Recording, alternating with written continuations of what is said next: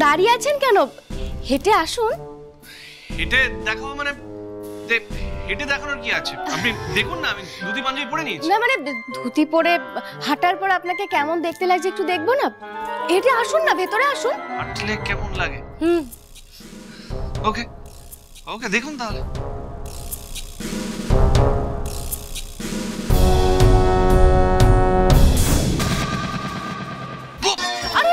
আরে বাবা, ধাক্কা খেয়ে খেয়ে হাঁটছেন কেন? ভালো করে হাঁটুন, ঠিক করে হাঁটুন। হ্যাঁ মানে যেমন ভাবে হাঁটুন। আমি একটু স্লিপ করে গেছিল, দেখুন। এই দেখুন, আমি নর্মালি হাঁটছি, দেখুন।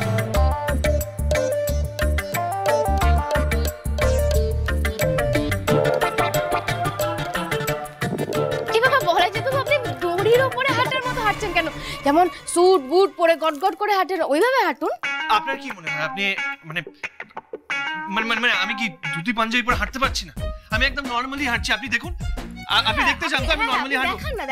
দেখুন আপনি, এই দেখুন, আমার কোনো প্রবলেমই হচ্ছে না। আমার কোনো প্রবলেম হচ্ছে? দেখুন, আমি তো একদম নরমালি হাঁটছি। আরে ব্যাঙের মতো করে হাঁটছেন কেন? মানুষের মতো করে হাঁটুন। ধুতি পরে বাইরে গিয়ে লোকেদের সামনে কি এইভাবে হাওয়া করে দিবি নাকি? হ্যাঁ মানে এই ধুতিটা কি পরার খুব দরকার ছিল? দেখেছেন তো বলাজাত বাবু, যে পোশাক পরে আপনি স্বাচ্ছন্দ্য বোধ করেন না, সেটা পরে স্মার্টনেসও দেখানো যায় না। আর যে পোশাকে আপনি স্বচ্ছন্দ, সেটা পরেই কিন্তু আপনাকে স্মার্ট লাগে। তাই এইসব ধুতি পরা যেমন আপনার কাম্য নয়, ঠিক সেই রকমই আপনি যেটা আমাকে এনে দিয়েছেন না, সেটা পরে আমি স্বাচ্ছন্দ্য বোধ করবো না। একেবারে ল্যাচে গোবরে করে ফেলবো, একদম আপনার মতো। আমি তো হাঁটতেও পারবো না ওটা পরে। তাই আমাকে শাড়ি পরেই ভালো লাগে, আর আমি হাঁটতেও পারবো ঠিকঠাক করে। শাড়িতে আমি অনেকটা আত্মবিশ্বাস পাবো। সঠিক পোশাক পরলে মানুষের আত্মবিশ্বাসও বাড়ে। তাই জান, এসব ধরা ছুড়ো ছেড়ে নিজের পছন্দ মতো পোশাক পরে সবার সামনে আত্মবিশ্বাস দিয়ে হাঁটাচলা করুন। ধরবো না না,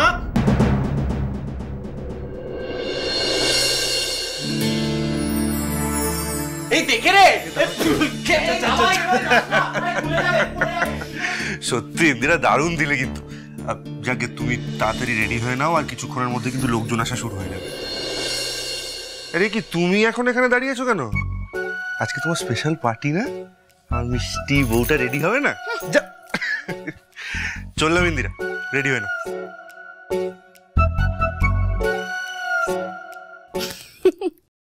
আপনি কোথায় যাবেন বলুন, আমি পৌঁছে দিতে পারি। না না, আপনাকে ভাড়া নিয়ে ভাবতে হবে না, টাকা না থাকলে পরে দিয়ে দেবেন। না না, ঠিক তা নয়। আচ্ছা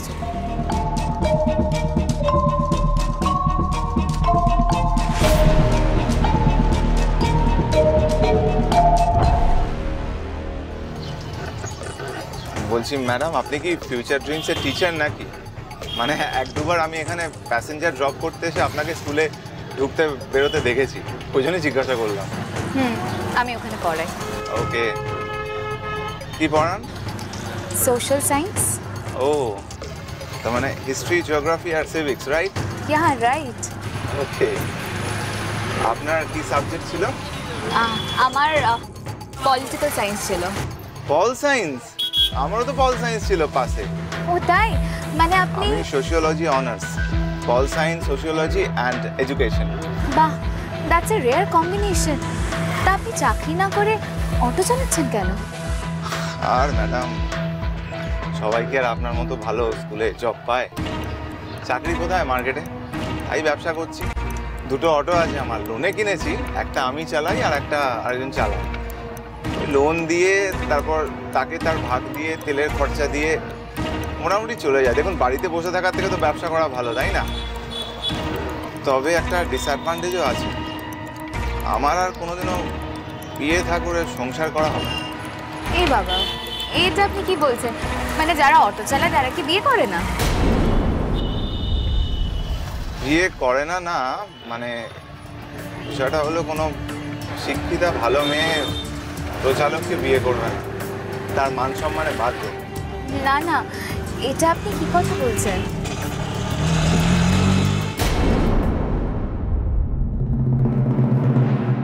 কেন বলবো না ম্যাডাম, এই আপনার কথাই ধরুন না, আপনি এত শিক্ষিতা সুন্দরী মহিলা, এত নামি ইংলিশ মিডিয়াম স্কুলে পড়ান, আপনি কি আমার সাথে প্রেম করবেন?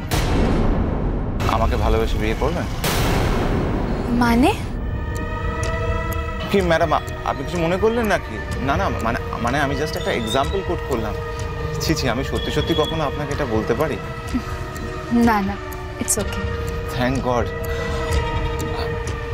আপনি না খুব ভালো মনের মানুষ। অন্য কেউ হলে তো চড় কষিয়ে দিত।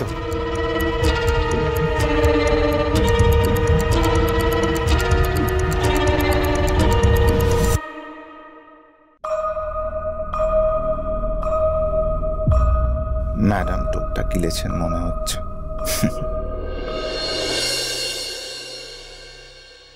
ইন্দিরা, এই ইন্দিরা, এই ইন্দিরা, তুমি এখনো তৈরি হওনি?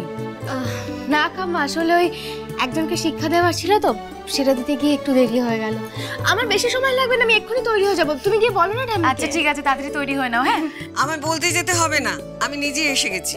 ওই তো। ছোট বৌমা, হ্যাঁ, মা। এখন ওকে পরিয়ে দাও। হ্যাঁ, ঠাম্মি, এগুলো আবার কি? দেখ না, দেখ।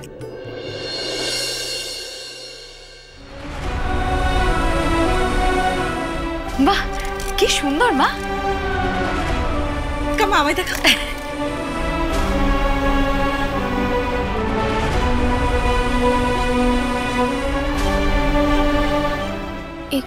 এগুলো তোর জন্য কবে থেকে অপেক্ষা করে বসে আছি।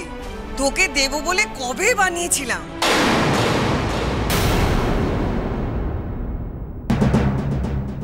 আমার জন্য কবে বানিয়েছিলে?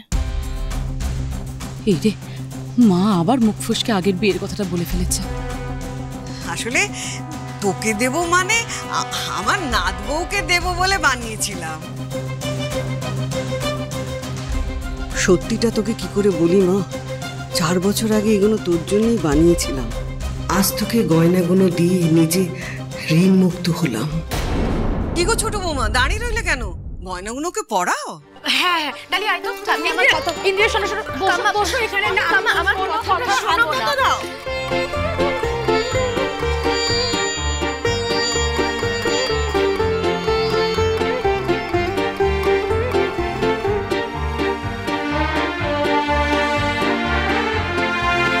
ও কাম্মা, আমার ঠিক আছে কথাটা ঠিক একবার আছে, বোঝার তুমি চেষ্টা চুপ করো, আমি এখন কোনো কথা শুনবো না।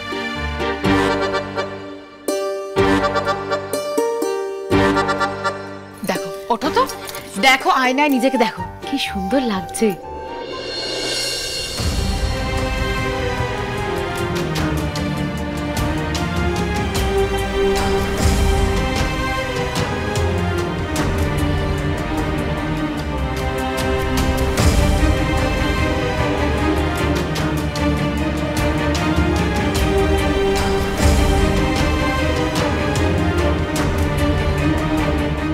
ঠাম্মি,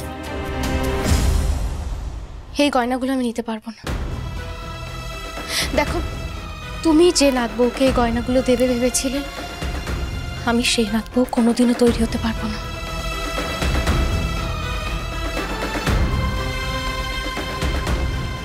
আর তোমরা কেউ কেন বুঝতে পারছো না বলো তো? এসব গয়নাগাটি, সাজগোজ করা, এরকম মনের অবস্থা আমার নেই। তুমি তো জানো, তারপরেও কেন জোর করছো?